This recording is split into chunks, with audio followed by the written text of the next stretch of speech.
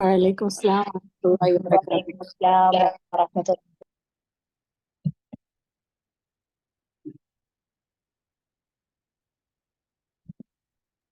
أعوذ بالله من الشيطان الرجيم. يا أيها الناس اعبدوا ربكم الذي خلقكم والذين من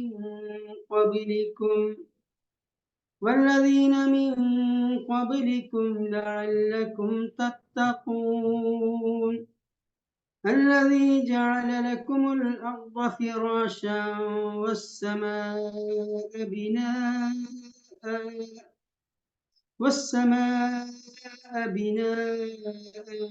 وأنزل من السماء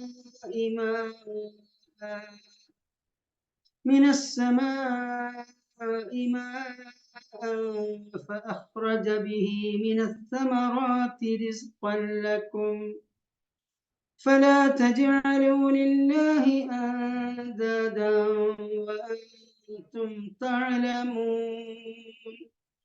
وإن كنتم في ريب مما نزلنا على عبدنا فأتوا بسورة من مثله وادعوا شهداءكم من دون الله إن كنتم صادقين. فإن لم تفعلوا ولا تفعلوا فاتقوا النار التي وقودها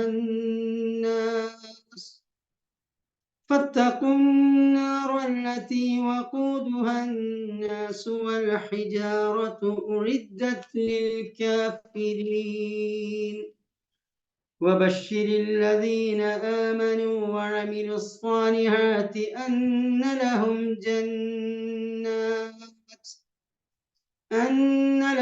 جنات تجري من تحتها الأنهار كلما رزقوا منها من ثمرة رزقا قالوا هذا الذي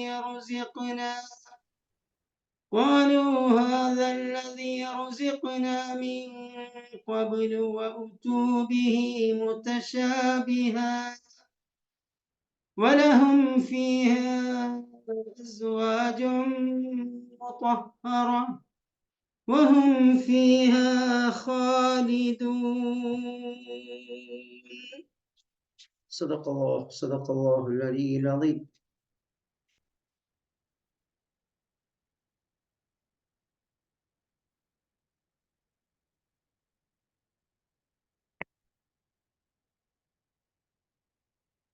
വിശുദ്ധ ഖുർആനിലെ സൂറത്തുൽ ബഖറ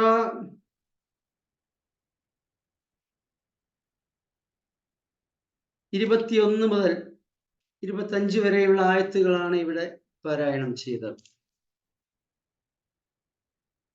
ഇതിൽ നമ്മൾ സൂറത്തുൽ ഫാത്തിഹയിൽ നിന്ന് ഖുർആൻ പാരായണം ആരംഭിച്ചാൽ ആദ്യമായി അല്ലാഹു സുബ്ഹാനഹു വ തആല മനുഷ്യരെ അഭിസംബോധന ചെയ്യുന്ന ആയത്താകുന്നു നാം ഈ പാരായണം ചെയ്തതിലെ ആദ്യത്തെ ആയത്ത്. അല്ലാഹു തആല പരിശുദ്ധ ഖുർആനിൽ ആദ്യമായി അഭിസംബോധന ചെയ്യുന്നത് യാ അയ്യുഹന്നാസ്, ജനങ്ങളെ എന്ന് വിളിച്ചുകൊണ്ടാണ്. മൊത്തം മനുഷ്യ സമൂഹത്തെ വിളിച്ചുകൊണ്ട് അല്ലാഹു തആല അഭിസംബോധന ചെയ്യുകയാണ്. എന്താണ് അല്ലാഹു തആല പറയുന്നത്? ഉഅ്ബുദു റബ്ബക്കും, നിങ്ങളുടെ റബ്ബിന് നിങ്ങൾ ഇബാദത്ത് ചെയ്യുക. അല്ലദീ ഖലഖക്കും, അവനാകുന്നു നിങ്ങളെ സൃഷ്ടിച്ചത്. വല്ലദീന മിൻ ഖബലിക്കും, നിങ്ങളുടെ പൂർവികന്മാരെയും സൃഷ്ടിച്ചത് അവനാകുന്നു. ആ അല്ലാഹു തആലക്ക് നിങ്ങൾ ഇബാദത്ത് ചെയ്യുക. അല്ലാഹു തആല പരിശുദ്ധ ഖുർആനിൽ മറ്റൊരായത്തിൽ പറഞ്ഞു വമാ ഖലഖതുൽ ജിന്ന വൽ ഇൻസ ഇല്ലാ ലിയഅ്ബുദൂൻ, മനുഷ്യവർഗത്തെയും ജിന്നുവർഗത്തെയും നാം സൃഷ്ടിച്ചിട്ടില്ല നമുക്ക് ഇബാദത്ത് ചെയ്യാൻ വേണ്ടിയല്ല. അപ്പൊ അല്ലാഹു തആലക്ക് ഇബാദത്ത് ചെയ്യാൻ വേണ്ടിയാണ് അല്ലാഹു തആല മനുഷ്യരെ സൃഷ്ടിച്ചിട്ടുള്ളത്. അതുകൊണ്ട് നിങ്ങളെ സൃഷ്ടിച്ച് റബ്ബക്കും, എന്നാൽ നിങ്ങളെ സൃഷ്ടിച്ച് പരിപാലിച്ച് കൊണ്ടിരിക്കുന്ന നിങ്ങളുടെ റബ്ബിന് നിങ്ങൾ ഇബാദത്ത് ചെയ്യുക. ലഅല്ലക്കും തത്തഖൂൻ, അങ്ങനെ നിങ്ങൾ അല്ലാഹുവിനെ ഇബാദത്ത് ചെയ്തുകൊണ്ട് ജീവിക്കുകയാണെങ്കിൽ നിങ്ങൾ തഖ്വയുള്ളവരായി തീരും. തഖ്വയാകുന്നു മനുഷ്യന്റെ ഇഹപര വിജയത്തിന്റെ നിദാനം. അപ്പോ അല്ലാഹു തആലക്ക് ഇബാദത്ത് ചെയ്യാൻ വേണ്ടി അല്ലാഹു തആല സൃഷ്ടിച്ചു. എന്താണ് ഇബാദത്ത്? ഇതാണ് അടിസ്ഥാനപരമായ ചോദ്യം. ഇബാദത്ത് എന്നാൽ സാധാരണഗതിയിൽ നമ്മൾ മനസ്സിലാക്കാറുള്ളത് അല്ലെങ്കിൽ പറയാറുള്ളത് ആരാധന എന്നാകുന്നു. അല്ലാഹു തആലയെ ആരാധിക്കാൻ വേണ്ടി അല്ലാഹു തആല മനുഷ്യനെ സൃഷ്ടിച്ചു. എന്നാൽ പരിശുദ്ധ ഖുർആനിൽ ആദ്യാവസാനം മനുഷ്യന്റെ സൃഷ്ടിപ്പിന്റെ ലക്ഷ്യത്തെക്കുറിച്ച് പറഞ്ഞിടത്ത് കേവല ആരാധന മാത്രമല്ല അല്ലാഹു സുബ്ഹാനഹു വ തആല മനുഷ്യരിൽ നിന്ന് കാംക്ഷിക്കുന്നത്. മനുഷ്യ സൃഷ്ടിയുടെ പരമമായ ലക്ഷ്യം വെറും ആരാധന മാത്രമല്ല. കാരണം ആരാധന എന്നാൽ നമ്മുടെയൊക്കെ ജീവിതത്തിന്റെ വളരെ പരിമിതമായ ഒരു മേഖലയിൽ മാത്രമേ അതുണ്ടാകുന്നുള്ളൂ. 5 വക്ത് നമസ്കാരം വളരെ തഖ്വയോടുകൂടി നമസ്കരിക്കുകയാണെങ്കിൽ എത്ര സമയമാണ് നാം എടുക്കുക നമ്മുടെ 24 മണിക്കൂറിനിടയിൽ? ഇനി സുന്നത്ത് നമസ്കാരങ്ങളൊക്കെ നിർവഹിക്കുന്നു എന്ന് കരുതുക. അതോടൊപ്പമുള്ള അദ്കാറുകൾ, ഔറാദുകൾ ഇതെല്ലാം ചൊല്ലിയാലും പറഞ്ഞാലും 24 മണിക്കൂറിനുള്ളിൽ വളരെ ചെറിയ ഒരു ഭാഗം മാത്രമേ അതാകുന്നുള്ളൂ. ഇനി വർഷത്തിലൊരിക്കലുള്ള റമദാൻ നോമ്പിന്റെ കാര്യം പകൽ മാത്രമേ ഉള്ളൂ, പക്ഷെ മാസത്തിൽ ഒന്നാണ്. ഹജ്ജ് ആയുഷ്കാലത്തിൽ ഒരിക്കൽ മാത്രമാണ് ഫർളാക്കിയിട്ടുള്ളത്. ഇങ്ങനെ ഇബാദത്ത് എന്നാൽ കേവലം ആരാധന എന്ന് മാത്രം നാം അത് മനസ്സിലാക്കുകയാണെങ്കിൽ നമ്മുടെ മൊത്തം ജീവിതത്തിന്റെ പരിമിതമായ ഒരു മേഖലയിൽ മാത്രമാണ് നാം അല്ലാഹു തആലക്ക് ഇബാദത്ത് ചെയ്യുന്നത് എന്ന് വരും. എന്നാൽ അങ്ങനെയല്ല യാഥാർത്ഥ്യം. ഖൽബുൽ ഖുർആൻ എന്ന് നബി സല്ലല്ലാഹു അലൈഹി വസല്ലം വിശേഷിപ്പിച്ച സൂറത്ത് യാസീനിൽ മൊത്തം മനുഷ്യ സമൂഹത്തെ ഉയർത്തെഴുന്നേൽപ്പിച്ച ശേഷം വിചാരണ വൻസഭയിൽ വെച്ച് വംതാസുൽ യൗമ അയ്യുഹൽ മുജ്രിമൂൻ, കുറ്റവാളികളെ നിങ്ങളൊന്ന് ഇങ്ങോട്ട് വേർതിരിഞ്ഞു നിൽക്കുവീൻ എന്ന് പറഞ്ഞുകൊണ്ട് മൊത്തം കുറ്റവാളികളെ അല്ലാഹു സുബ്ഹാനഹു വ തആല ഇങ്ങ് മാറ്റി നിർത്തുന്നുണ്ട്. ലോകത്ത് ഒരുപക്ഷെ അവരുടെ മാതാപിതാക്കൾ, അവരുടെ ഭാര്യ സന്താനങ്ങൾ എല്ലാം മുസ്ലിങ്ങളായിരിക്കാം, മുഅ്മിനീകളായിരിക്കാം, അല്ലാഹുവിനെ തഖ്വ ചെയ്തുകൊണ്ട് ജീവിക്കുന്നവരായിരിക്കാം, നല്ല ആത്മസുഹൃത്തുക്കൾ ഉണ്ടാകും. പക്ഷെ അവിടെ വെച്ച് അല്ലാഹു തആല പിരിക്കും. അവിടെ ഈമാനിന്റെയും തഖ്വയുടെയും അടിസ്ഥാനത്തിൽ അല്ലാഹു സുബ്ഹാനഹു വ തആല മനുഷ്യ സമൂഹത്തെ വിഭജിക്കും. എന്നിട്ട് ഇന്ന അസ്ഹാബൽ ജന്നത്തി യൗമ ഫീ ശുഗ്ലിൻ ഫാകിഹൂൻ, സത്യവിശ്വാസികളായ സജ്ജനങ്ങളായ സ്വർഗാവകാശികളായ ആളുകൾ ഒരു വശത്ത്, മറുവശത്ത് വംതാസുൽ യൗമ അയ്യുഹൽ മുജ്രിമൂൻ, കുറ്റവാളികളെ, മുജ്രിമീങ്ങളെ നിങ്ങൾ ഇന്ന് ഇങ്ങോട്ട് മാറി നിൽക്കൂ എന്ന് പറഞ്ഞുകൊണ്ട് അല്ലാഹു തആല അവരുടെ കുറ്റപത്രം സമർപ്പിക്കുകയാണ്. അവർ ശിക്ഷാർഹരാണ്, നരകാവകാശികളാണ്. എന്താണ് അവർക്ക് അല്ലാഹു തആല സമർപ്പിക്കുന്ന കുറ്റപത്രം? ഒരേ ഒരു കുറ്റപത്രം മാത്രമാണ്.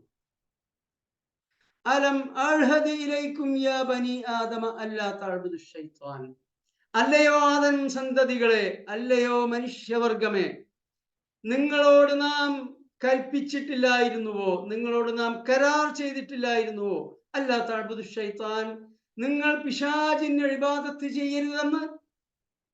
വഅനിഅബ്ദൂനി, എനിക്കാണ് നിങ്ങൾ ഇബാദത്ത് ചെയ്യേണ്ടത്. ഹദാ സിറാത്തുൽ മുസ്തഖീം, അതാകുന്നു ചൊവ്വായ മാർഗം, സിറാത്തുൽ മുസ്തഖീം. ഇത് നാം നിങ്ങളെ അറിയിച്ചിട്ടില്ലായിരുന്നുവോ എന്നാണ് അല്ലാഹു തആല ചോദിക്കുന്നത്.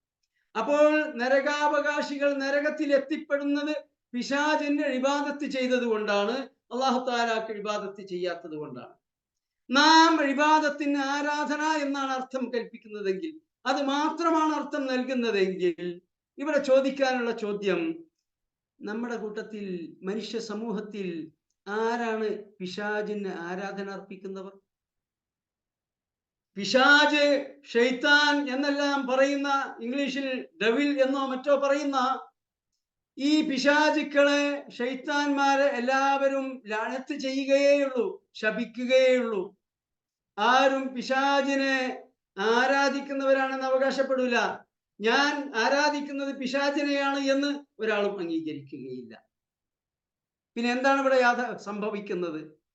ഇവിടെ സംഭവിക്കുന്നത്, അള്ളാഹു അല്ലാത്തവർക്ക് ആരെങ്കിലും ആരാധന അർപ്പിക്കുന്നുവെങ്കിൽ അഥവാ അള്ളാഹുവിൽ ശിർക്ക് ചെയ്യുന്നുവെങ്കിൽ പിശാചിന്റെ പ്രേരണക്ക് വശംവദരായിക്കൊണ്ട് പിശാചിനെ അനുസരിച്ചു കൊണ്ടാണ് അത് ചെയ്യുന്നത്.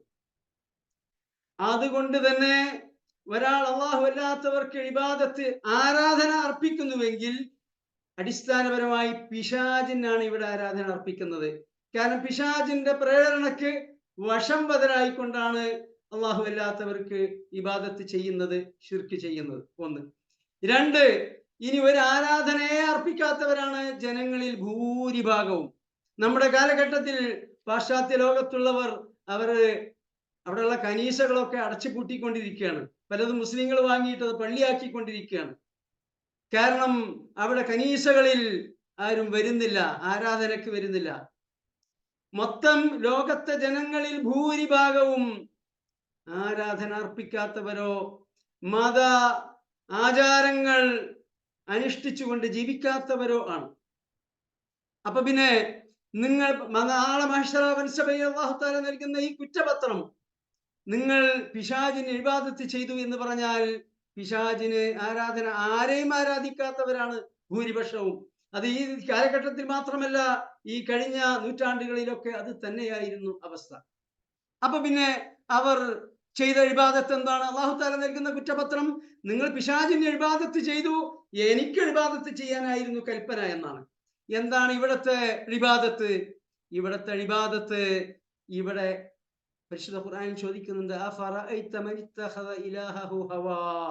സ്വന്തം ഹവയെ, സ്വന്തം അഭിലാഷങ്ങളെ, അഭീഷ്ടത്തെ ഇലാഹാക്കിയവനെ താങ്കൾ കണ്ടുവോ?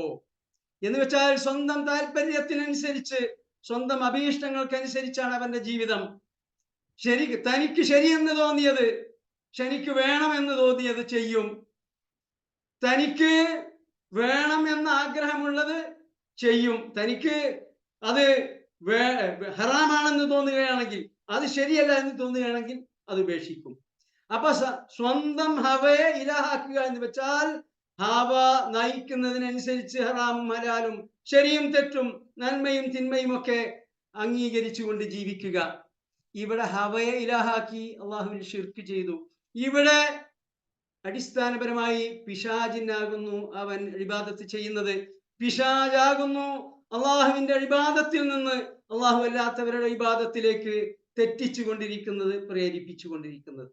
അങ്ങനെ ഇവിടെ മനുഷ്യ ദൈവങ്ങളെ ആരാധിക്കുന്നവരാവട്ടെ, അല്ലെങ്കിൽ പുരോഹിതന്മാർ ഹറാമാണെന്നും ഹലാലാണെന്നും പറയുന്നത് അംഗീകരിച്ചുകൊണ്ട് ജീവിക്കുന്നവരാവട്ടെ, അല്ലാഹു സുബ്ഹാനഹു വ തആലയുടെ വിധി വിലക്കുകൾ അല്ലാഹു തആല ഇനിൽ ഹുക്മു ഇല്ലാ ലില്ലാഹ്, വിധികർത്തൃത്വാധികാരം, ഹറാമും ഹലാലും ശരിയും തെറ്റും നന്മയും തിന്മയും സത്യവും അസത്യവും ഒക്കെ തീരുമാനിക്കാനുള്ള അധികാരം അല്ലാഹു സുബ്ഹാനഹു വ തആലക്ക് മാത്രമാണ്.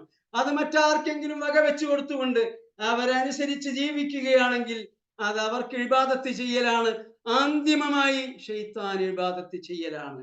അപ്പോൾ ഇബാദത്ത് എന്നാൽ ആരാധന മാത്രമല്ല, കേവലം ആരാധിക്കാൻ വേണ്ടിയല്ല അല്ലാഹു തആല മനുഷ്യ സമൂഹത്തെയും ജിന്ന് വർഗത്തെയും സൃഷ്ടിച്ചത്. മറിച്ച് ജീവിതത്തിന്റെ തൊട്ടിൽ മുതൽ ചുടല വരെ എല്ലാ രംഗത്തും അല്ലാഹു സുബ്ഹാനഹു വ തആലയുടെ വിധി വിലക്കുകൾ അനുസരിച്ചുകൊണ്ട് ജീവിക്കും.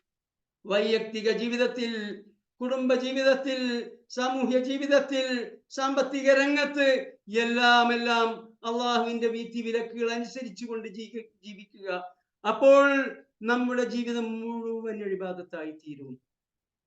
എത്രത്തോളം എന്നാൽ ഒരാൾ തന്റെ ആഗ്രഹപൂർത്തീകരണത്തിന് ഇണയെ സമീപിക്കുന്നുവെങ്കിൽ അതുപോലും അള്ളാഹുവിന്റെ പ്രതിഫലം ലഭിക്കുന്ന വിശാലമായ അർത്ഥത്തിൽ ഇബാദത്തിന്റെ ഭാഗമായി തീരും. പണ്ഡിതന്മാർ ഇബാദത്തിന് നൽകിയിട്ടുള്ള, മുഫസ്സിരീങ്ങൾ നൽകിയിട്ടുള്ള നിർവചനം കുല്ലമായ അല്ലാഹു സുബ്ഹാനഹു വ തആലക്ക് തൃപ്തിപ്പെട്ട എന്തൊക്കെ കാര്യങ്ങൾ ചെയ്യുന്നുണ്ടോ അതെല്ലാം ഇബാദത്താകുന്നു. അപ്പോൾ നമ്മുടെ ജീവിതത്തിൽ അല്ലാഹു തആല തൃപ്തിപ്പെടുന്ന കാര്യങ്ങൾ മാത്രം ചെയ്തുകൊണ്ട് പ്രവർത്തിച്ചുകൊണ്ട് ജീവിക്കാനാകുന്നു അല്ലാഹു തആല നമ്മെ സൃഷ്ടിച്ചത്. നബി സല്ലല്ലാഹു അലൈഹി വസല്ലം, നിങ്ങൾ നിങ്ങളുടെ ഇണകളുമായി ഇണ ചേരുന്നത് പോലും പുണ്യം ലഭിക്കുന്ന കാര്യമാണെന്ന് പറഞ്ഞപ്പോൾ സഹാബത്ത് അത്ഭുതപ്പെട്ടു. നബിയെ, അത് തങ്ങളുടെ ആഗ്രഹ പൂർത്തീകരണത്തിന് വേണ്ടിയല്ലേ ചെയ്യുന്നത്? നബി സല്ലല്ലാഹു അലൈഹി വസല്ലം തിരിച്ചു ചോദിച്ചു, നിങ്ങൾ അല്ലാഹു സുബ്ഹാനഹു വ തആല ഹറാമാക്കിയ ഒരു മാർഗത്തിൽ നിങ്ങളുടെ ആഗ്രഹ പൂർത്തീകരണം നിർവഹിക്കുകയാണെങ്കിൽ നിങ്ങൾക്ക് അല്ലാഹുവിന്റെ ശിക്ഷ ഉണ്ടാവുകയില്ലേ? സഹാബത്ത് പറഞ്ഞു, അതേ, ഉണ്ടാകും. എന്നാൽ അതേ സംഗതി അല്ലാഹു തആല ഹലാലാക്കിയ മാർഗത്തിൽ നിങ്ങൾ നിർവഹിക്കുകയാണെങ്കിൽ നിങ്ങൾക്ക് അതിന്റെ പുണ്യമുണ്ട്, പ്രതിഫലമുണ്ട്.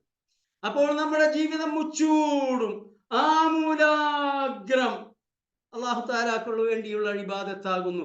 ഇബാദത്താവണം.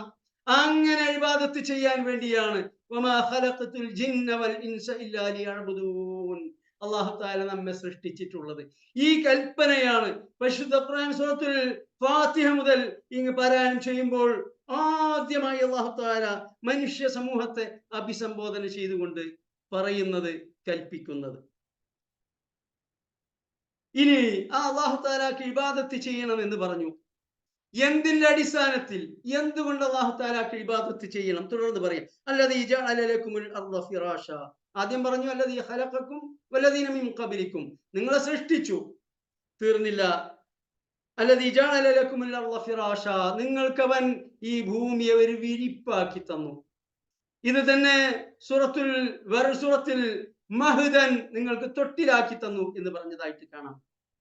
ഈ ഭൂമി അതിന്റെ യാഥാർത്ഥ്യം പരിഗണിച്ചു കഴിഞ്ഞാൽ നമുക്ക് യഥേഷ്ടം ജീവിക്കാൻ, നമുക്ക് വളരെ സുഷുപ്തിയിൽ ലയിക്കാൻ തക്ക ഒരവസ്ഥയല്ല, ഒരു തൊട്ടിലല്ല, ഒരു ഫിറാഷല്ല ഭൂമി. ഭൂമി സെക്കൻഡിൽ ആയിരക്കണക്കിന് കിലോമീറ്റർ വേഗത്തിൽ കുതിച്ചു പാഞ്ഞുകൊണ്ടിരിക്കുന്ന ഒരു ഗോളമാകുന്നു, ഗോളാകൃതിയിലാണുള്ളത്. പോരാത്തതിന് അത് സ്വയം കറങ്ങുന്നുണ്ട്, 24 മണിക്കൂർ കൊണ്ട് ഒരു കറക്കം പൂർത്തിയാക്കുന്നുണ്ട്. പോരാ, ഈ സൗരയൂഥത്തിന്റെ ന്യൂക്ലിയസ് ആയ സൂര്യൻ സഞ്ചരിച്ചു കൊണ്ടിരിക്കുന്നു, സൂര്യന് ചുറ്റും ഭൂമി സഞ്ചരിക്കുന്നു. അതോടൊപ്പം സൂര്യനും ഭൂമിയും മറ്റ് ഗ്രഹങ്ങളും ഉപഗ്രഹങ്ങളും എല്ലാം ഒരുമിച്ച് സെക്കൻഡിൽ ആയിരക്കണക്കിന് കിലോമീറ്റർ വേഗത്തിൽ കുതിച്ചു പാഞ്ഞുകൊണ്ടിരിക്കുന്നു.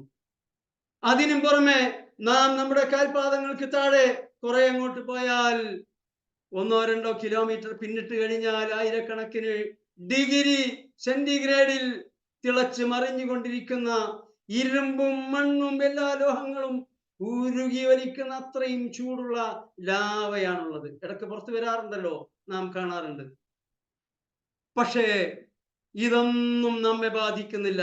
അല്ലദീ ജഅല ലക്കുമുൽ അർള ഫിറാശ, ഭൂമിയുടെ യാഥാർത്ഥ്യം ഇതായിരിക്കെ തന്നെ നിങ്ങൾക്കത് അല്ലാഹു തആല വിരിപ്പാക്കി തന്നു, തൊട്ടിലാക്കി തന്നു.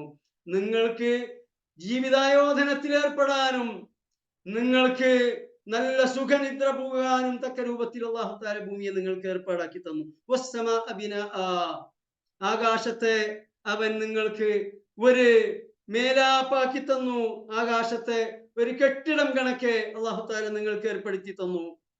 ഇത് തന്നെ പരിശുദ്ധ ഖുർആനിൽ വേറൊരായത്തിൽ പറയുകയുണ്ടായി, വജഅൽന സമാഅ സഖഫൻ മഹ്ഫൂള. അല്ലാഹു തആല ഈ ആകാശത്തെ നിങ്ങൾക്ക് സുരക്ഷിതമായ ഒരു മേൽക്കൂരയാക്കി തന്നു. സഖഫൻ മഹ്ഫൂള. ഇതിന്റെയൊക്കെ അർത്ഥം വിശദീകരിക്കുകയാണെങ്കിൽ ഒരു ക്ലാസ് അത് തന്നെ ഉണ്ടാകും. 1-2 ഉദാഹരണങ്ങൾ മാത്രം പറഞ്ഞാൽ, നല്ല അഭ്യസ്ത വിദ്യരാണ് ഈ ക്ലാസ് കേട്ടുകൊണ്ടിരിക്കുന്നതിൽ നല്ലൊരു പങ്ക് അവർക്കതറിയാവുന്നതാണ്. 1-2 സൂചന മാത്രം നൽകുകയാണെങ്കിൽ, നമ്മുടെ ഈ സൂര്യനിൽ നിന്ന് വരുന്ന രശ്മികൾ, പല രശ്മികളും വരുന്നുണ്ട്. പക്ഷെ അതിൽ ഈ ഭൂലോകത്ത് ജീവിക്കുന്ന മനുഷ്യനും മറ്റു ജന്തുമൃഗാദികൾക്കും സസ്യജാലങ്ങൾക്കും അനുപേക്ഷ്യമായ രശ്മികൾ മാത്രം ഫിൽറ്റർ ചെയ്തുകൊണ്ട് ഭൂമിയിലേക്ക് കടത്തിവിട്ടുകൊണ്ടിരിക്കുന്നു.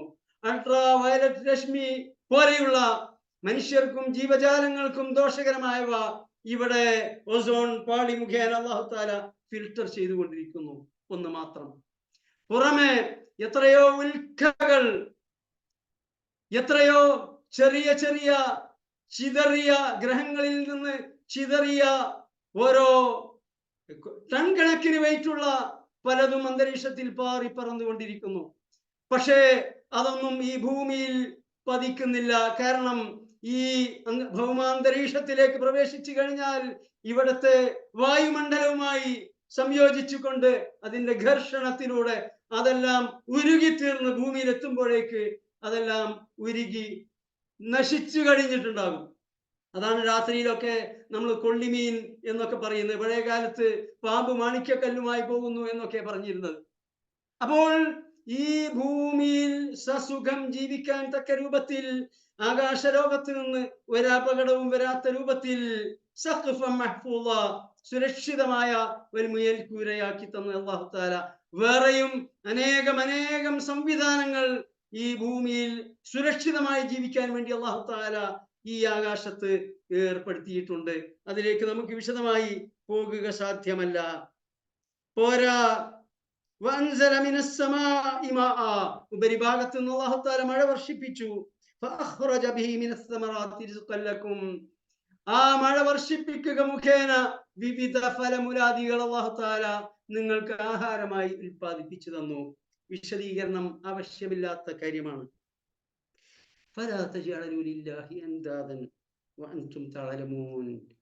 കാര്യങ്ങൾ ഇങ്ങനെയൊക്കെ ആയിരിക്കെ നിങ്ങൾ അല്ലാഹു സുബ്ഹാനഹു വ തആലക്ക് സമന്മാരെ സങ്കല്പിക്കാൻ പാടില്ല.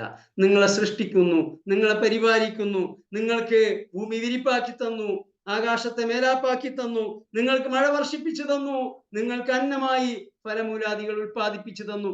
ഇതെല്ലാം ഏകനായ അല്ലാഹു സുബ്ഹാനഹു വ തആലയാണ് നിങ്ങൾക്ക് ഈ അനുഗ്രഹങ്ങളെല്ലാം കോരിച്ചൊരിഞ്ഞുകൊണ്ടിരിക്കുന്നത്. നിങ്ങൾ ഇവിടെ ഇലാഹുകളാക്കിയ മനുഷ്യ ദൈവങ്ങളാവട്ടെ അല്ലാത്തവരാവട്ടെ, സചേതനമോ അചേതനമോ ആയ എന്ത് വസ്തുക്കളാവട്ടെ, ഇവക്കൊന്നും തന്നെ നിങ്ങളുടെ സൃഷ്ടിപ്പിലോ നിങ്ങളുടെ പരിപാലനത്തിലോ നിങ്ങൾക്ക് അനുഗ്രഹങ്ങൾ നൽകുന്നതിലോ ഒരു പങ്കുമില്ലെന്ന് നിങ്ങൾ അറിഞ്ഞിരിക്കെ നിങ്ങൾ അല്ലാഹുവിന്റെ സ്ഥാനത്ത് മറ്റാരെയും പ്രതിഷ്ഠിക്കരുത്. നിങ്ങൾ ശിർക്ക് ചെയ്യാൻ പാടുള്ളതല്ല. ഒരിക്കൽ മുആദ് ഇബ്നു ജബൽ റളിയല്ലാഹു അൻഹുവിനോട് നബി സല്ലല്ലാഹു അലൈഹി വസല്ലം ചോദിച്ചു. എന്താണ് ചോദിച്ചത്? അതദരി മാ ഹഖ്ഖുല്ലാഹി അലാ ഇബാദിഹി, അല്ലാഹു സുബ്ഹാനഹു വ തആലയുടെ അല്ലാഹുവിന്റെ സൃഷ്ടികളായ മനുഷ്യർക്കുള്ള ബാധ്യത എന്താണ്, കടപ്പാട് എന്താണ്, ഹക്ക് എന്താണ് എന്ന് താങ്കൾക്കറിയാമോ? നബി സല്ലല്ലാഹു അലൈഹി വസല്ലമയാണ് ചോദിക്കുന്നത്. എന്നിട്ട് നബി സല്ലല്ലാഹു അലൈഹി വസല്ലം തന്നെ ഉത്തരം നൽകി, അല്ലാഹു സുബ്ഹാനഹു വ തആലക്ക് ഇബാദത്ത് ചെയ്യലാണ്, അല്ലാഹുവിൽ ഒന്നിനെയും പങ്കു ചേർക്കാതിരിക്കലാണ്. ഇതാണ് മനുഷ്യർക്ക് അല്ലാഹുവിനോടുള്ള കടപ്പാട്. ഇത് തന്നെ അബ്ദുല്ലാഹി ഇബ്നു മസ്ഊദ് റളിയല്ലാഹു അൻഹുവിനോട് നബി സല്ലല്ലാഹു അലൈഹി വസല്ലമയോട് ചോദിച്ചു.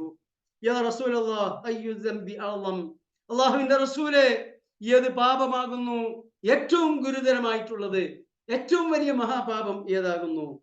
നബി സല്ലല്ലാഹു അലൈഹി വസല്ലം പ്രതിവചിച്ചു, നബി സല്ലല്ലാഹു അലൈഹി വസല്ലം പ്രതിവചിച്ചു, അൻ തജഅല ലില്ലാഹി നിദ്ദൻ വഹുവ ഖലഖക, അല്ലാഹുവാണ് നിന്നെ സൃഷ്ടിച്ചത് എന്നിരിക്കെ ആ അല്ലാഹു തആലക്ക് നീ സമന്മാരെ കൽപ്പിക്കലാണ്, നീ അല്ലാഹു അല്ലാത്തവർക്ക് ഇബാദത്ത് ചെയ്യലാണ്. ഒരു ഹദീസിൽ നബി സല്ലല്ലാഹു അലൈഹി വസല്ലം പറഞ്ഞു, അല്ലാഹു അല്ലാത്തവരോട് ദുആ ചെയ്യലാണ്. ശിർക്ക് ഒരുപാട് അൻവാഴുകളുണ്ട്, ഒരുപാട് വകുപ്പുകളുണ്ട്. പക്ഷെ ആ ശിർക്കുകളിൽ ഏറ്റവും ഗുരുതരമായത് അല്ലാഹു അല്ലാത്തവരോട് ദുആ ചെയ്യുക എന്നതാണ്.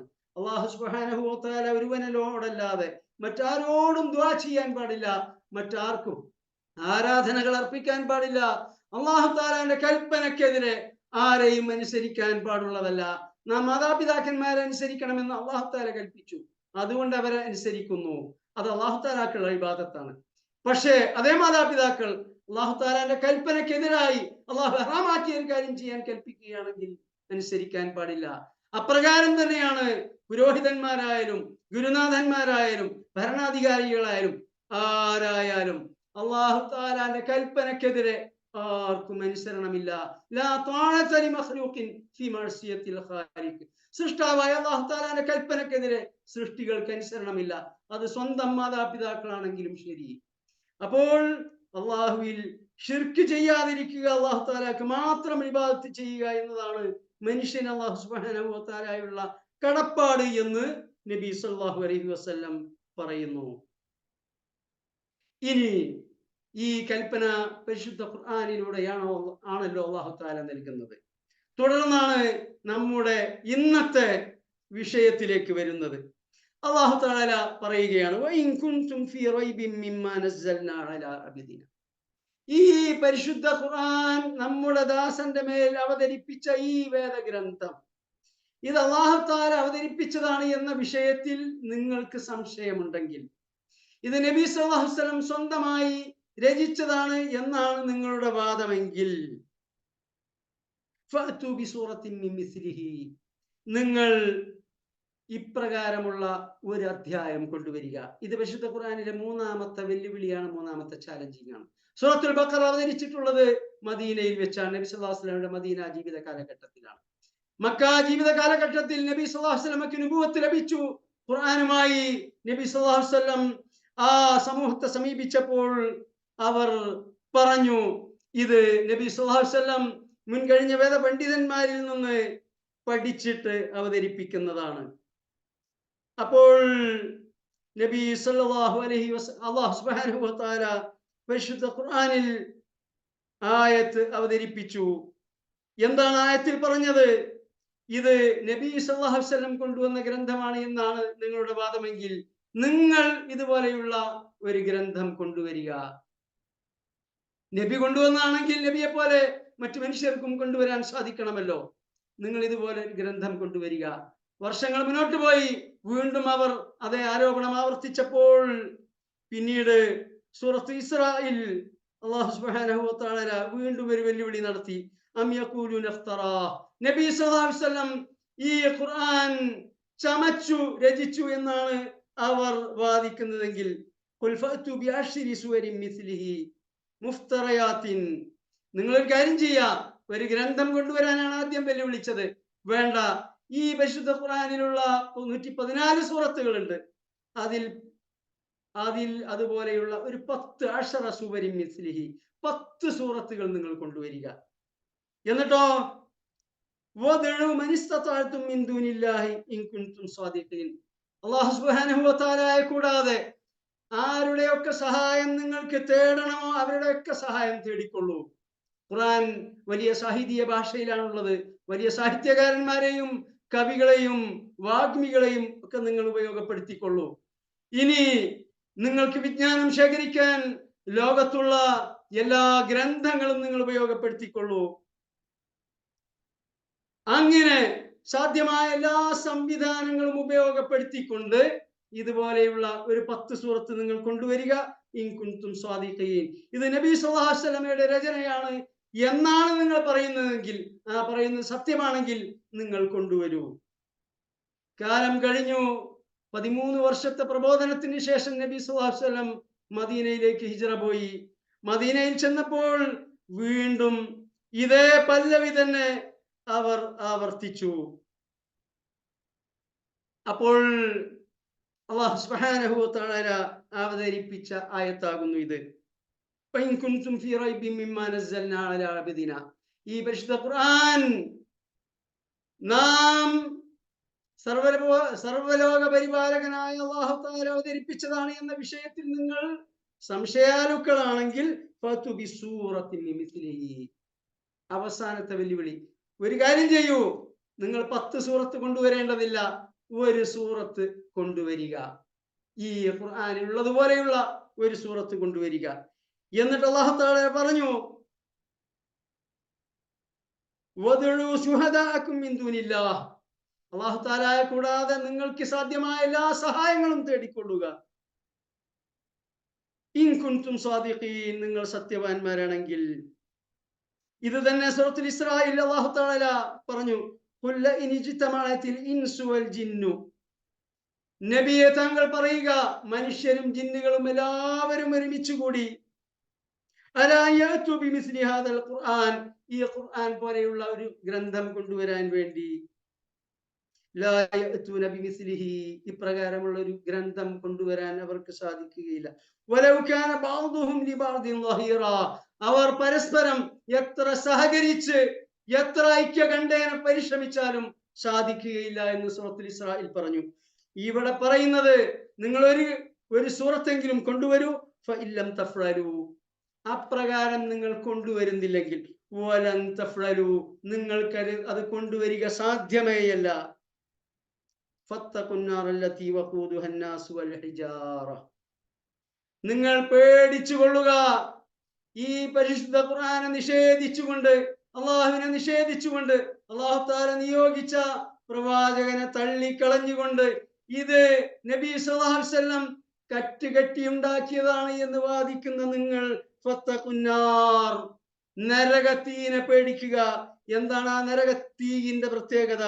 വഖൂദുഹ അന്നാസ് വൽ ഹിജാറ, ആ നരകത്തിലെ ഇന്ധനം, അതിലെ വിറക്, അതിൽ കത്തിക്കപ്പെടുന്ന അതിന്റെ ഫ്യൂവൽ അന്നാസ്, മനുഷ്യരാകുന്നു, വൽ ഹിജാറ, കല്ലുകളാകുന്നു. മനുഷ്യരും കല്ലുകളും ഇന്ധനമായിട്ടുള്ള നരകത്തെ നിങ്ങൾ പേടിച്ചുകൊള്ളുക. ഇതേതാണ് കല്ലുകൾ? ഇവിടെ അല്ലാഹു സുബ്ഹാനഹു വ തആലക്ക് സമന്മാരായി സ്വീകരിച്ചുകൊണ്ട് ഓരോ വിഗ്രഹങ്ങൾ പ്രതിഷ്ഠിച്ചു. ചില ദേവിമാരുടേത്, ചില ദേവന്മാരുടേത്, ചില മനുഷ്യ ദൈവങ്ങളുടേത്, ഈസാ നബി അലൈഹിസ്സലാം ഉൾപ്പെടെയുള്ള പ്രവാചകന്മാരുടേത്. ഇവരുടെ എല്ലാം വിഗ്രഹങ്ങൾ ഉണ്ടാക്കി, ആ വിഗ്രഹങ്ങൾക്ക് ആരാധന അർപ്പിച്ചു, അവരിൽ പ്രതീക്ഷ അർപ്പിച്ചു, അവരോട് പ്രാർത്ഥിച്ചു. ആ കല്ലുകൾ നരകത്തിൽ ഇന്ധനമാക്കപ്പെടും. അവിടെ ഈ മനുഷ്യരും ഇന്ധനമാക്കപ്പെടും. അതെന്തിനു വേണ്ടിയാണ് എന്ന് മുഫസ്സിരീങ്ങൾ വിവരിക്കുന്നു. ഇവരുടെ ദുഃഖവും വ്യസനവും ഇരട്ടിക്കാൻ വേണ്ടി. കാരണം ജീവിതകാലത്ത് ഈ വിഗ്രഹങ്ങൾക്ക് മുൻപിൽ തലകുനിക്കുകയും അവിടെ ചെന്ന് പ്രാർത്ഥിക്കുകയും ആ വിഗ്രഹങ്ങളോട് പ്രതീക്ഷ അർപ്പിക്കുകയും ചെയ്തവരാണ്. ഈ വിഗ്രഹങ്ങൾ ഒന്നിനും കൊള്ളുകയില്ല. തങ്ങളുടെ കൂടെ ഈ നരകത്തിൽ ഇന്ധനമാക്കപ്പെടുന്ന ഈ കല്ലുകളെയാണല്ലോ തങ്ങൾ ആരാധിച്ചു കൊണ്ടിരുന്നത്, ഇവരുടെ മുമ്പിലാണല്ലോ തങ്ങൾ തല കുനിച്ചു കൊണ്ടിരുന്നത് എന്ന് വേദനിച്ചുകൊണ്ട്, ഖേദിച്ചുകൊണ്ട്, അവരുടെ ശിക്ഷ, അവരെ അങ്ങേയറ്റം വ്യസനിപ്പിക്കാൻ വേണ്ടിയാണ് അല്ലാഹു തആല ഈ നരകത്തിലെ ഇന്ധനങ്ങളായി ഈ വിഗ്രഹങ്ങളെ, ഈ കല്ലുകളെ നിശ്ചയിച്ചിട്ടുള്ളത് എന്ന് മുഫസ്സിരീങ്ങൾ ഇവിടെ വിവരിക്കുന്നു. ഉഇദ്ദത്തിൽ കാഫിരീൻ, ഈ നരകം അല്ലാഹു തആല തയ്യാർ ചെയ്തിട്ടുള്ളത് സത്യനിഷേധികൾക്കാകുന്നു, അവിശ്വാസികൾക്കാകുന്നു. അള്ളാഹുവിന്റെ വേദഗ്രന്ഥത്തെയും അള്ളാഹുവിന്റെ പ്രവാചകന്മാരെയും പാരത്രിക ലോകത്തെയും അള്ളാഹുവിന്റെ തൗഹീദിനെയും എല്ലാം തള്ളിക്കളഞ്ഞുകൊണ്ട്, അവിശ്വസിച്ചുകൊണ്ട്, അള്ളാഹുവിൽ ശിർക്ക് ചെയ്തുകൊണ്ട് ജീവിക്കുന്നവർക്ക് വേണ്ടിയാണ് അല്ലാഹു തആല അത് ഒരുക്കി വെക്കപ്പെട്ടിട്ടുള്ളത്. ഇനി ഇവിടത്തെ ചോദ്യം ഒരു വലിയ ചോദ്യമാണ് ഇവിടെ ചോദിക്കാനുള്ളത്. എന്തുകൊണ്ടാണ് ഈ പരിശുദ്ധ ഖുർആൻ പോലെയുള്ള ഗ്രന്ഥം അല്ല, ഒരു 10 സൂറത്ത്, അതുമല്ല ഒരു സൂറത്ത് പോലും മനുഷ്യർക്ക് രചിക്കാൻ സാധിക്കുകയില്ല എന്ന് അല്ലാഹു തആല കട്ടായം പറയുന്നത്? എന്തുകൊണ്ട് അത് സാധിക്കുന്നില്ല? എന്താണ് മനുഷ്യർക്ക് ഇതുപോലെയുള്ള അധ്യായങ്ങൾ, സൂറത്തുകൾ രചിക്കാൻ അവരെ അശക്തരാക്കുന്ന അമാനുഷികമായ എന്തെന്നാണ് വിശുദ്ധ ഖുർആനിൽ ഉള്ളത്? ഇതാണ് അടിസ്ഥാനപരമായ ചോദ്യം. ഇതുവരെ ആർക്കും അതിന് സാധിച്ചിട്ടില്ല എന്നത് യാഥാർത്ഥ്യമാണ്. ഇനിയും വെല്ലുവിളി ഖുർആനിൻ്റെത് നിലനിൽക്കുന്നു. പക്ഷെ എന്തുകൊണ്ട് കഴിയുന്നില്ല? എന്ത് കാരണത്താൽ കഴിയുന്നില്ല? ഇതാണ് നാം മനസ്സിലാക്കേണ്ടത്. എന്താണ് ഖുർആന്റെ അമാനുഷികത? ഖുർആന്റെ അമാനുഷികതയെ കുറിച്ച് നാം ധാരാളം കേൾക്കാറുണ്ട്, വായിക്കാറുണ്ട്. നിങ്ങളും ധാരാളം കേട്ടിട്ടുണ്ടാവും, വായിച്ചിട്ടുണ്ടാവും. ഖുർആനിന്റെ അമാനുഷികതയെ കുറിച്ച് പറയുമ്പോഴൊക്കെ പ്രാസംഗികന്മാരാവട്ടെ, എഴുത്തുകാരാവട്ടെ, അവര് എടുത്തു പറയാറുള്ള സംഗതികൾ, ഒന്ന് അതിന്റെ ഭാഷാപരമായ അമാനുഷികതയാണ്. ഖുർആൻ വിരചിതമായിട്ടുള്ള ഭാഷാ ശൈലി അത് മനുഷ്യർക്ക് പ്രാപ്യമല്ല, മനുഷ്യർക്ക് സാധ്യമല്ല. ഖുർആന്റെ ഭാഷയിൽ തന്നെ അമാനുഷികതയുണ്ട്. അപ്പൊ ഇത് അള്ളാഹുവിൻ്റെതല്ലെങ്കിൽ നിങ്ങൾ രചിച്ചുകൊള്ളൂ എന്ന വെല്ലുവിളിയാണ് ഖുർആൻ 29 സൂറത്തുകളുടെ തുടക്കത്തിൽ കേവല അക്ഷരങ്ങളിലൂടെ തുടങ്ങുന്നത്. ഇത് അള്ളാഹു അവതരിപ്പിച്ചതല്ല എങ്കിൽ ഈ അക്ഷരങ്ങൾ ഇതാ നബി രചിച്ചതാണെങ്കിൽ ഈ അക്ഷരങ്ങൾ നിങ്ങളുടെ മുൻപാകെയുണ്ട്, ഈ അക്ഷരങ്ങൾ കൊണ്ട് നിങ്ങൾ കൊണ്ടുവരൂ എന്ന വെല്ലുവിളിയാകുന്നു എന്നാണ് മുഫസ്സിരീങ്ങൾ പറയുന്നത്. ശരി, ഇവിടെ ഭാഷാപരമായ അമാനുഷികത പരിശുദ്ധ ഖുർആനിനുണ്ട്, അതൊരു യാഥാർത്ഥ്യമാണ്. എല്ലാ ഭാഷാ വിശാരദന്മാരും എല്ലാ മുഫസ്സിരിങ്ങളും അത് ധാരാളം വിവരിച്ച് പറഞ്ഞിട്ടുള്ളതാണ്. പക്ഷേ ഈ ഭാഷാപരമായ അമാനുഷികത ആർക്കാണ് മനസ്സിലാകുക? പരിശുദ്ധ ഖുർആൻ അവതരിക്കുന്ന കാലഘട്ടത്തിൽ അറബികൾ ജീവിച്ചിരുന്നത് അറേബ്യൻ ഐലൻഡിൽ മാത്രമാണ്. അഥവാ ഇന്നത്തെ 6 GCC രാജ്യങ്ങൾ പ്ലസ് യമൻ ഓൺലി. നമ്മൾ മാപ്പിൽ നോക്കിക്കഴിഞ്ഞാൽ 3 ഭാഗവും സമുദ്രത്താൽ ചുറ്റപ്പെട്ട, വലതുഭാഗത്ത് പേർഷ്യൻ ഉൾക്കടൽ, തെക്ക് ഭാഗത്ത് അറബിക്കടൽ, പടിഞ്ഞാറ് ഭാഗത്ത് ചെങ്കടൽ, റെഡ് സീ. ഇങ്ങനെ ഈ 3 ഭാഗവും കടലിനാൽ ചുറ്റപ്പെട്ട ഈ അറേബ്യൻ ഉപദ്വീപ്, അവിടെ മാത്രമാണ് അറബികൾ ജീവിച്ചിരുന്നത്. ഈ അറബികൾക്ക് മാത്രമാണ് പരിശുദ്ധ ഖുർആൻ അവതരിക്കുന്ന ഘട്ടത്തിൽ ഈ ഭാഷ മനസ്സിലാവുക. അഥവാ ഖുർആനിൽ ഭാഷാപരമായ ഒരു അമാനുഷികതയുണ്ട് എന്ന് അവർക്ക് ഉൾക്കൊള്ളാൻ സാധിക്കൂ. അവർക്ക് തന്നെ എല്ലാവർക്കും ഉൾക്കൊള്ളാൻ കഴിയില്ല. ഇത് മാത്രമല്ല, പരിപൂർണമായി അതിൻ്റെ ആശയം ഉൾക്കൊള്ളാനും കഴിയുകയില്ല. നമുക്കറിയാലോ, മലയാളം നമ്മുടെ മാതൃഭാഷയാണ്. വള്ളത്തോളിന്റെയോ കുമാരനാശാന്റെയോ അല്ലെങ്കിൽ അതുപോലെയുള്ള മഹാകവികളുടെയോ ഏതാനും കവിതാ ശകലങ്ങൾ കിട്ടിക്കഴിഞ്ഞാൽ നമുക്ക് അത് വായിച്ചാൽ ആശയം മനസ്സിലാവും. എനിക്ക് മനസ്സിലാവില്ല ഉള്ള കാര്യം. എനിക്ക് ഇവരുടെയൊക്കെ കവിത വായിച്ചു കഴിഞ്ഞാൽ അതിലധികവും മനസ്സിലാവും. എന്നല്ല, ചില പ്രഗത്ഭ എഴുത്തുകാരുടെ ലേഖനങ്ങളാണെങ്കിൽ പോലും പലതും മനസ്സിലാവും. അപ്പൊ തഫ്ഹീമുൽ ഖുർആൻ, ഇപ്പോൾ ഈ ക്ലാസ് കേട്ടുകൊണ്ടിരിക്കുന്ന പലരും എന്നോട് പറഞ്ഞിട്ടുണ്ട്, നമ്മൾ ഖുർആൻ മത്സരത്തിന് വേണ്ടി തഫ്ഹീമുൽ ഖുർആൻ അവലംബിക്കാൻ പറയുമ്പോൾ അതിന്റെ ഭാഷ നമുക്ക് മനസ്സിലാകുന്നില്ല. പലരും വിദ്യാഭ്യാസമുള്ളവർ തന്നെയാണ്, കുറച്ച് കടുകട്ടി സാഹിത്യമാണ്, മനസ്സിലാവില്ല. എന്നിരിക്കെ ഈ പരിശുദ്ധ ഖുർആൻ ആ അറേബ്യൻ ഉപദ്വീപിൽ മാത്രം ജീവിച്ചിരുന്ന അറബികളിൽ തന്നെ എല്ലാവർക്കും മനസ്സിലാവില്ല, സാധാരണക്കാർക്കൊന്നും അത് മനസ്സിലാവില്ല.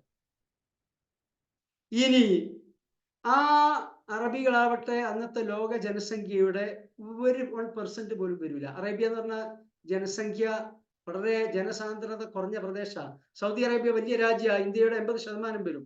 എത്ര അവിടുത്തെ ജനസംഖ്യ എന്ന് മനസ്സിലാക്കി? 2 കോടിയിൽ താഴെയാണ്. നമ്മുടെ കേരളത്തിലുള്ളതിന്റെ പകുതി പോലും ഇല്ല മൊത്തം സൗദി അറേബ്യയിലുള്ള ജനസംഖ്യ. വിദേശികളെ കൂടി കൂട്ടിയാലുള്ള കാര്യമാണ് പറഞ്ഞത്. സൗദി അറേബ്യയിൽ തൊഴിൽ അന്വേഷിച്ച് നടന്ന വിദേശികൾ ഉൾപ്പെടെയുള്ളവരെ കൂട്ടിയാൽ കേരളത്തിന്റെ പകുതി ജനസംഖ്യ ഇല്ല ഇന്ത്യയുടെ 80% സൗദി അറേബ്യയിൽ മൊത്തം. അപ്പൊ കുവൈത്ത്, ബഹ്റൈൻ, ഖത്തറൊക്കെ കൂട്ടിക്കഴിഞ്ഞാൽ കുവൈത്തില് നമ്മുടെ മലപ്പുറം ജില്ലയിലെ പകുതിയിൽ താഴെ ജനസംഖ്യയുള്ളൂ. അപ്പോ മൊത്തം ലോക ജനസംഖ്യയിൽ 1% താഴെ മാത്രമാണ് ആ കാലഘട്ടത്തിൽ അറബികൾ. പിന്നെയോ നബി സല്ലല്ലാഹു അലൈഹി വസല്ലമയ്ക്ക് നുബുവത്ത് കിട്ടി. അങ്ങനെ ഇസ്ലാം സ്വഹാബത്ത് നബി സല്ലല്ലാഹു അലൈഹി വസല്ലമയുടെ കാലശേഷം അറേബ്യൻ ഉപദ്വീപിന്റെ പുറത്തേക്ക് ഇസ്ലാമിക സന്ദേശവുമായി പോയി. ഖുലഫാഉർ റാഷിദീങ്ങളുടെ കാലത്ത് അയൽ പ്രദേശങ്ങൾ, പേർഷ്യ സാമ്രാജ്യം, സിറിയ, ഫലസ്തീൻ, ഈജിപ്ത്, നോർത്ത് ആഫ്രിക്ക, ഇതൊക്കെ ഇസ്ലാമിന്റെ അധീനത്തിൽ വന്നു. ആ കാലഘട്ടത്തിൽ ഇസ്ലാം സ്വീകരിച്ച എല്ലാവരും, ആ കാലഘട്ടത്തിൽ ഇസ്ലാം സ്വീകരിച്ച മധ്യപൗരസ്ത്യ ദേശത്തുള്ള ആ മുസ്ലിങ്ങൾ എല്ലാവരും തങ്ങളുടെ പൗരാണികമായ ഭാഷ, ഇത് ഏറ്റവും പൗരാണിക നാഗരികതയുള്ള ഇറാഖിലെ പൗരാണിക ഭാഷ, അതുപോലെ തന്നെ ഈജിപ്തിലെ പൗരാണിക ഭാഷ എല്ലാം കൈയൊഴിച്ച് അവർ അറബി ഭാഷയെ തങ്ങളുടെ മാതൃഭാഷയായി സ്വീകരിക്കുകയായിരുന്നു. കാരണം അല്ലാഹു സുബ്ഹാനഹു വ തആലയുടെ കലാം അവതരിച്ച ഭാഷ, മുത്ത് മുഹമ്മദ് മുസ്തഫ സല്ലല്ലാഹു അലൈഹി വസല്ലമയുടെ ഭാഷ, ആ ഭാഷ അവരുടെ ഭാഷയായി സ്വീകരിച്ചു. അങ്ങനെയാണ് ഇപ്പോൾ അറബ് ലീഗിൽ അംഗത്വമുള്ള 22 രാജ്യങ്ങൾ ഉൾക്കൊള്ളുന്ന ഇന്ത്യയുടെ 10 ഇരട്ടി വലിപ്പമുള്ള പ്രദേശം അറബ് ലോകമായി തീർന്നത് ഇപ്പോൾ. എന്നാൽ ഇന്ത്യയുടെ 10 ഇരട്ടി വലിപ്പമുണ്ടെങ്കിലും അവിടുത്തെ ജനസംഖ്യ എത്രയാ? മൊത്തം അറബ് രാജ്യങ്ങളിലെ ജനസംഖ്യ, മൊത്തം അറബ് രാജ്യങ്ങളിലുള്ള ജനസംഖ്യ വളരെ പരിമിതമാണ്. വളരെ പരിമിതമായ ജനസംഖ്യയാണ് അവിടെ ഉള്ളത്. മൊത്തം ലോക ജനസംഖ്യയുടെ കേവലം 6% മാത്രമേ വരികയുള്ളൂ അറേബ്യയിൽ. ലോക ജനസംഖ്യയുടെ 6% മാത്രമാണ് മൊത്തം ഈ പറഞ്ഞ 22 അറബ് രാജ്യങ്ങളിലും കൂടി. നമ്മുടെ ഇന്ത്യൻ ജനസംഖ്യ ഉണ്ട്, ഇന്ത്യയിലുള്ള മൊത്തം ജനസംഖ്യയുടെ 1/4 വരുള്ളൂ. 1/4. ഇന്ത്യൻ ജനസംഖ്യയുടെ 1/4 വരുള്ളൂ. ഇന്ത്യയുടെ 10 ഇരട്ടി വലിപ്പമുള്ള അറബ് രാജ്യങ്ങളിലല്ല. അപ്പൊ പറഞ്ഞു വരുന്നത്, പരിശുദ്ധ ഖുർആൻ അതിന്റെ ഭാഷാപരമായ അമാനുഷികത, പക്ഷേ ആ അമാനുഷികത ഈ കാലഘട്ടത്തിൽ പോലും മൊത്തം മനുഷ്യ സമൂഹത്തിന്റെ 10% പോലും ഉൾക്കൊള്ളാൻ സാധിക്കുകയില്ല. എല്ലാ അറബികൾക്കും ഇത് ഉൾക്കൊള്ളാൻ കഴിയുകയാണെങ്കിലാ പറഞ്ഞത്. നമ്മൾ നേരത്തെ പറഞ്ഞ കുമാരനാശാന്റെയും വള്ളത്തോളിന്റെയും ഒക്കെ കവിത നമ്മുടെ മലയാളം, നമ്മുടെ മാതൃഭാഷയായ നമുക്ക് എല്ലാവർക്കും മനസ്സിലാകുന്നില്ലെങ്കിൽ ഈ പറഞ്ഞ അറബികൾക്ക് എല്ലാവർക്കും അത് ഉൾക്കൊള്ളാൻ കഴിയുകയില്ല. അത്യാവശ്യം ഭാഷാ പാണ്ഡിത്യമുള്ള ആളുകൾക്ക് മാത്രമാണ് ഇതിന്റെ ഭാഷാപരമായ അമാനുഷികത ഉൾക്കൊള്ളാൻ സാധിക്കുക. എന്നാൽ ഖുർആൻ ആവട്ടെ, നബി സല്ലല്ലാഹു അലൈഹി വസല്ലം നിയോഗിക്കപ്പെട്ടതാവട്ടെ ആർക്ക് വേണ്ടിയാണ്? വമാ അർസൽനാക ഇല്ലാ കാഫത്തൻ ലിന്നാസി ബശീറൻ വനദീറൻ. മൊത്തം മനുഷ്യ സമൂഹത്തിന് വേണ്ടിയല്ലാതെ താങ്കളെ നാം നിയോഗിച്ചിട്ടില്ല. ബഷീറൻ, ഈ പരിശുദ്ധ ഖുർആനിൽ വിശ്വസിച്ചുകൊണ്ട് അള്ളാഹുവിനെ അനുസരിച്ചുകൊണ്ട് ജീവിക്കുകയാണെങ്കിൽ അവർക്ക് സന്തോഷ വാർത്ത അറിയിക്കാൻ. വനദീറൻ, ഇതിനെ തള്ളിക്കളഞ്ഞുകൊണ്ട് ജീവിക്കുകയാണെങ്കിൽ അവർക്ക് പാരത്രിക ലോകത്ത് കടുത്ത ശിക്ഷയുണ്ടാകുമെന്ന് മുന്നറിയിപ്പ് നൽകാൻ വേണ്ടി. അപ്പൊ നബി സല്ലല്ലാഹു അലൈഹി വസല്ലം നിയോഗിക്കപ്പെട്ടത് മൊത്തം മനുഷ്യ സമൂഹത്തിന് വേണ്ടിയാണ്. അതുകൊണ്ട് തന്നെ പരിശുദ്ധ ഖുർആന്റെ അമാനുഷികത എന്ന് പറയുന്നത് അത് മൊത്തം മനുഷ്യ സമൂഹത്തിന് ഉൾക്കൊള്ളാനും മനസ്സിലാക്കാനും കഴിയുന്നതായിരിക്കണം. ഇനി സാധാരണഗതിയിൽ പ്രാസംഗികന്മാരും എഴുത്തുകാരും ഖുർആന്റെ അമാനുഷികതയായി എണ്ണി പറയുന്ന കുറെ കാര്യങ്ങളുണ്ട്. അതിലൊന്ന് ഖുർആനിൽ വന്ന പ്രവചനങ്ങളാണ്. മറ്റൊന്ന് ഖുർആനിൽ വന്ന ശാസ്ത്രീയ സൂചനകളാണ്. മറ്റൊന്ന് മുൻകഴിഞ്ഞ സഹസ്രാബ്ദങ്ങൾക്ക് മുൻപ് ലോകത്ത് ജീവിച്ചു മരിച്ചുപോയ സമൂഹങ്ങളെ കുറിച്ചുള്ള പ്രതിപാദനങ്ങളാണ്. ഇങ്ങനെ തുടങ്ങിയിട്ട് കുറേയുണ്ട്. ഇവക്കെല്ലാം തന്നെ നാം ഈ പറഞ്ഞ പരിമിതികൾ ഉണ്ട്. നാം അത് ഓരോന്ന് ഇൻഷാ അല്ലാഹ് കൈകാര്യം ചെയ്യും. ഖുർആനിലെ പ്രവചനങ്ങൾ, അതുപോലെ തന്നെ ഖുർആനിലെ ശാസ്ത്രീയ സൂചനകൾ, മുൻകഴിഞ്ഞ സമൂഹങ്ങളെ കുറിച്ച് പരിശുദ്ധ ഖുർആനിൽ വിവരിക്കപ്പെട്ട കാര്യങ്ങൾ, ഇങ്ങനെ പരിശുദ്ധ ഖുർആനിന്റെ അമാനുഷികതയായി പറയുകയും മനസ്സിലാക്കപ്പെടുകയും ചെയ്യുന്ന ഓരോന്നും ടൈറ്റിൽ വൈസ് നാം വിവരിക്കുകയും അവസാനം അതൊക്കെ തന്നെ മനുഷ്യ സമൂഹത്തിന്റെ നിശ്ചിത കാലഘട്ടത്തിൽ ജീവിക്കുന്നവർക്കോ, നിശ്ചിത വിദ്യാഭ്യാസം ലഭിച്ചവർക്കോ, അല്ലെങ്കിൽ മനുഷ്യ സമൂഹത്തിന്റെ ഒരു പ്രത്യേക തരത്തിലുള്ളവർക്കോ മാത്രം അനുഭവവേദ്യമാകുന്നതും മനസ്സിലാകുന്നതും ഉൾക്കൊള്ളാൻ കഴിയുന്നതും മാത്രമാണ് ആ മാനുഷികതകൾ. ഖുർആനിന് എണ്ണമറ്റ മാനുഷികതകളുണ്ട്. പക്ഷേ ഈ പറയപ്പെടുന്നതെല്ലാം എല്ലാ മനുഷ്യർക്കും നബി സല്ലല്ലാഹു അലൈഹി വസല്ലം നിയോഗിക്കപ്പെട്ട ഹുദൽ ലിന്നാസ്, ഈ ഖുർആൻ അവതരിപ്പിക്കപ്പെട്ടത് മൊത്തം മനുഷ്യർക്കാണെങ്കിൽ അവർക്ക് എല്ലാവർക്കും മനസ്സിലാകുന്നതോ ഉൾക്കൊള്ളാൻ കഴിയുന്നതോ അല്ല ഈ പറയപ്പെടുന്നത്. മറിച്ച് എല്ലാവർക്കും ഒരുപോലെ ഉൾക്കൊള്ളാൻ കഴിയുന്നതും എന്നല്ല എല്ലാവർക്കും ഒരുപോലെ ബാധകമായതുമായ ഒരു അമാനുഷികത പരിശുദ്ധ ഖുർആനിനുണ്ട്. അതാകുന്നു ഖുർആന്റെ മുഖ്യ അമാനുഷികത.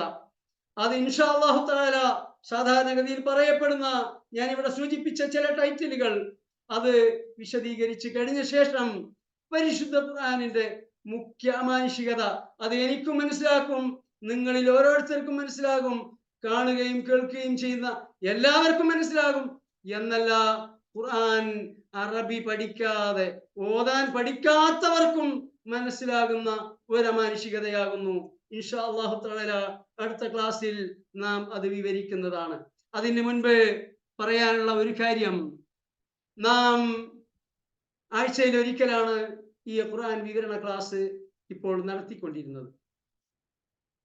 അത് ഈ സമ്മർ വെക്കേഷൻ കാലത്ത് വിദേശത്തുള്ള ഫാമിലികളൊക്കെ ലീവിൽ വന്നത് കൊണ്ട് ആഴ്ചകൾ തോറും നടന്നുകൊണ്ടിരുന്ന 2 ക്ലാസ്സിന്റെ വെള്ളിയാഴ്ച മുഖ്യമായി നാട്ടിലുള്ളവർക്ക് വേണ്ടിയുള്ള തജ്വീദ് ക്ലാസ്, വനിതകളുടെ കാര്യമാണ് പറയുന്നത്. ചൊവ്വാഴ്ച വിദേശത്ത് മുഖ്യമായും കുവൈത്തിലുള്ളവർക്ക് വേണ്ടിയുള്ള തജ്വീദ് ക്ലാസ്. സമ്മർ വെക്കേഷൻ കാലത്ത് എല്ലാവർക്കും റെഗുലറായി പങ്കെടുക്കാൻ കഴിയാത്തത് കൊണ്ട് നാം അത് നിർത്തിവെച്ചിരുന്നു. ഇപ്പോൾ അവരെല്ലാം തിരിച്ച് ഗൾഫ് രാജ്യങ്ങളിൽ എത്തിച്ചേർന്നിട്ടുണ്ട്. അതുകൊണ്ട് തജ്വീദ് ക്ലാസ്സുകൾ പുനരാരംഭിക്കുകയാണ്. ആഴ്ചയിൽ 2 തജ്വീദ് ക്ലാസ്സുകൾ ഉള്ളത് കൊണ്ട് മൂന്നാമത്തെ ഒരു ആശയ വിവരണ ക്ലാസ് കൂടി ആഴ്ചകൾ തോറും നടത്തി കഴിഞ്ഞാൽ അതിൽ പങ്കെടുക്കാൻ എല്ലാവർക്കും സാധിക്കുകയില്ല. അതുകൊണ്ട് തന്നെ തൽക്കാലം ഈ ആശയ വിവരണ ക്ലാസ് ഇന്ന് കഴിഞ്ഞാൽ ഇനി മാസത്തിൽ ഒരെണ്ണമേ ഉണ്ടാകൂ, മാസത്തിൽ 1. പക്ഷേ പലരും, പ്രത്യേകിച്ച് ഈ തഫ്സീറുൽ ഖുർആന്റെ അഡ്മിൻസ്, അതിൽ വേണ്ടത്ര സംതൃപ്തരല്ല എന്നല്ല, അവർ ഐക്യകണ്ഠേന പറയുന്നത് ആഴ്ചകൾ തോറും ക്ലാസ് വേണം, ചുരുങ്ങിയത് 2 ആഴ്ച കൂടുമ്പോൾ ഒരു ക്ലാസ് എങ്കിലും വേണമെന്നാണ്. അവരുടെ ആ അഭിപ്രായത്തോട് യോജിക്കുന്നു. പക്ഷെ അതേസമയം നമ്മൾ നിർത്തിവെച്ചിരുന്ന തജ്വീദ് ക്ലാസ് തുടങ്ങുന്ന ഒന്ന് റൂട്ട് കയറിയ ശേഷം അത് ഒക്കെ ഒന്ന് ഏതാനും ക്ലാസ്സുകൾ നടന്ന് മുന്നോട്ട് പോയ ശേഷം നമുക്ക് മാസത്തിൽ 1 എന്നത് പുനഃപരിശോധിക്കുകയും അത് 2 ആഴ്ച കൂടുമ്പോൾ 1 ആക്കി മാറ്റുകയും പിന്നീട് വീണ്ടും മുന്നോട്ട് പോകുമ്പോൾ എല്ലാവർക്കും ആഴ്ചയിൽ ഒരു ആശയ വിവരണ ക്ലാസ് തന്നെ വേണം എന്നാണ് ആഗ്രഹമെങ്കിൽ നമുക്ക് അതിനെക്കുറിച്ച് ചിന്തിക്കാം, തീരുമാനിക്കാം. തൽക്കാലം ഇന്നത്തോടുകൂടി നമ്മുടെ ആശയ വിവരണ ക്ലാസ്, വാരാന്ത ആശയ വിവരണ ക്ലാസ് അവസാനിക്കുകയാണ്. ഇനി എല്ലാ മാസത്തിന്റെയും ആദ്യത്തെ ബുധനാഴ്ച ഇൻഷാ അല്ലാഹു തആല ആശയ വിവരണ ക്ലാസ് നടക്കും. ഇപ്പോൾ ക്ലാസ് ശ്രമിച്ചുകൊണ്ടിരിക്കുന്നവർ പലരും ഒന്നുകിൽ വെള്ളിയാഴ്ച അല്ലെങ്കിൽ ചൊവ്വാഴ്ച തജ്വീദ് ക്ലാസ്സിൽ പങ്കെടുത്തുകൊണ്ടിരിക്കുന്നവരാണ്.